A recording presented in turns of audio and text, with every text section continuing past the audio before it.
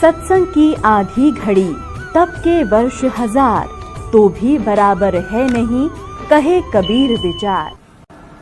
तो यहाँ आपसे प्रार्थना की जाती है, जब तक सत्संग चले आप सब चिंताएं और इधर उधर की गल्ला बातें छोड़ के ध्यान से सत्संग सुनो। आज हम सब कुछ मान रहे हैं, पुत्र पुत्री है, संपत्ति संतान है, एक सेकंड में या तो संतान की मृत्यु हो जाती है या स्वयं ही संसार छोड़कर चला जाता है। What is this? ये क्या है? तो ये समझ में होगा थोड़े दिन में आपको ये इतना गंदा लोग दिखाई देगा, आपको अंदर से हेट हो जाएगी इसकी। जब तक यहाँ के अंदर से हेट नहीं होगी, अंदर से हेट का मतलब ये नहीं कि किसी से नफरत बनेगी, लेकिन इस जन्म मरण के जो कोल्लू में आप पड़े हुए हो, गिरे हुए हो रहट के अंदर, इससे नफरत हो जाएगी। ये क्या जीवन है? आज हम सारा लग रहे हैं, ये जोड़ दूं, कोठी बना लूं, झूठ बोली, चोरी करी, रिश्वत खोरी करी, मिलावट किया, सारा दिन कर्म बिगाड़े, एक कोठी बना ली, एक कार ले ली, कल मृत्यु होगी और फिर गधा बना फिर वहाँ करोड़ियों पे। क्या है ये? परमात्मा कहते हैं कोट जन्म तन भर मत हो गए, कुछ नहीं हाथ लगा रे, और कुकर सुकर खरबा बोरे, कौवा हंस बुगारे।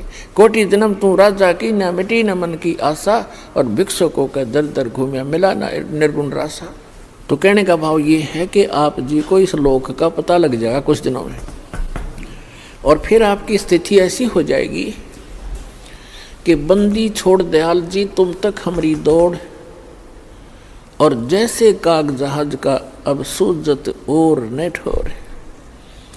जैसे समुद्री जहाज के अंदर कौवे बैठकर चले जाते थे, क्योंकि रास्ते में यात्री आहार करते, खाना खाते हैं, पुण्यकर्मी प्राणी होते हैं, पशु पक्षियों को अवश्य कुछ अंश अपने भोजन का डालते हैं।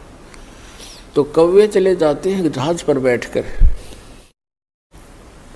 रात्रि के समय काफ़ी समय बीत जाता है, काफ़ी दूर निकल जाता है जहाज, सूर्य उदय पर। पुराने समय की बातें हैं, उस समय दिशा सूचक यंत्र जो होते थे इतने एफिशिएंट नहीं होते थे, और वो कई बार इस चुंबकीय चट्टानों से डिस्टर्ब हो जाते थे। समुद्र के अंदर चुंबकीय चट्टान होती है, उनसे डिस्टर्ब हो जाते थे, और जो जहाज के चालक होते थे वो अपनी दिशा और दिशा सूचक को चेक करने के लिए, उसकी जांच करने के लिए जहाज पर बैठे हुए कौवे को पत्थर मार मार कर उड़ने को विवश कर देते थे। और कौवे के अंदर एक विशेषता दी है परमात्मा ने कि वो भूलता नहीं रात्रि में भी तो कौन सी दिशा से चला था, पूर्व से चला था या पश्चिम से चला था या दक्षिण से चला था या उत्तर से चला था।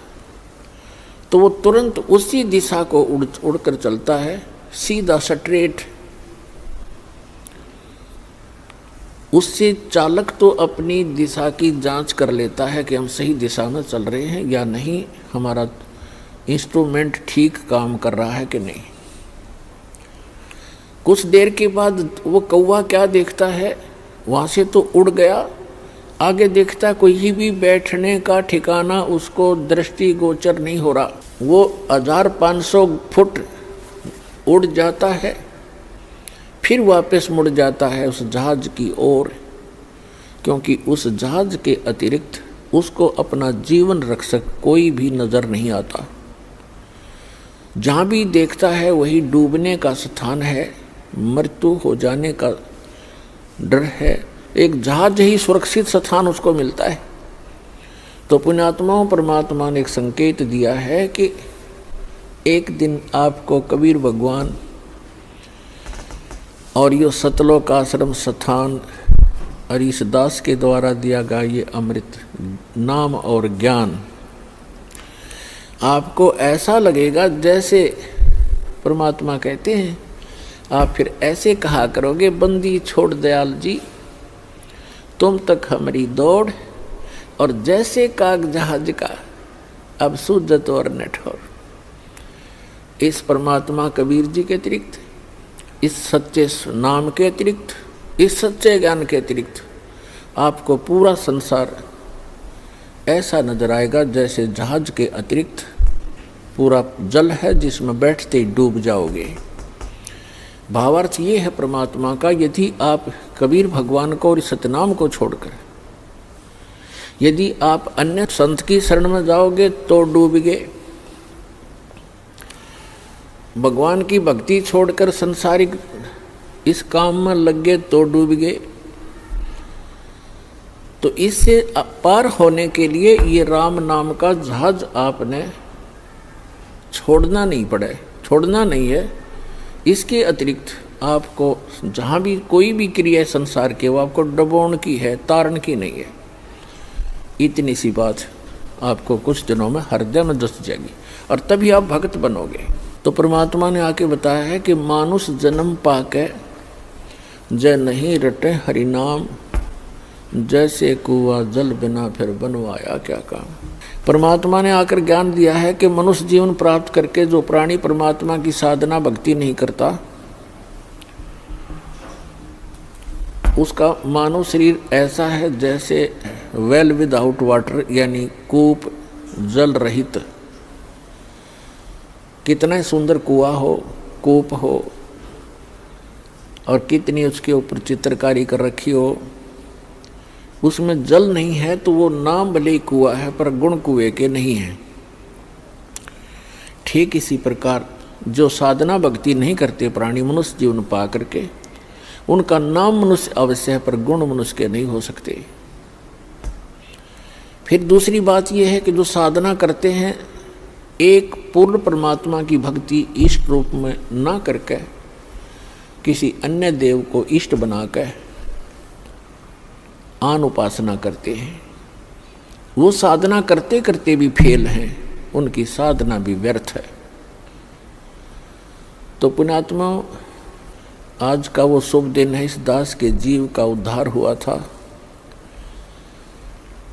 और इस दास को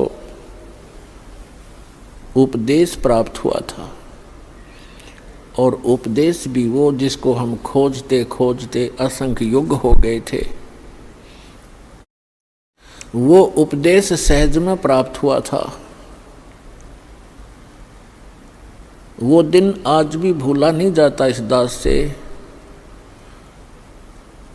यदि हम अंग्रेजी महीनों में गिने तो 17 फरवरी सन 1988 का वो शुभ दिन,